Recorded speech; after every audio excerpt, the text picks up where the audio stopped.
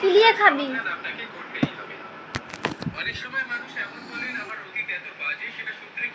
কি খাচ্ছিস তুই?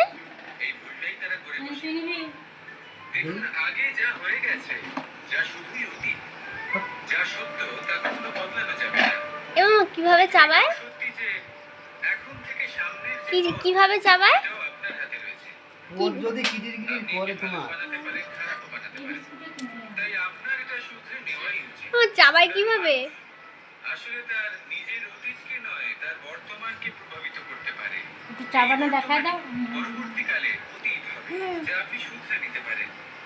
তাই আপনি একটু চাবা নিরন্তর চেষ্টা করুন। করে চাবা।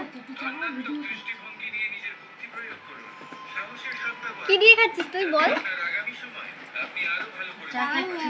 চায়ের কাপটা এইভাবে ধরে বলো চা খাচ্ছি। বলো এই যাত্রা তাকে আপনি সুখময় করে তুলতে পারেন।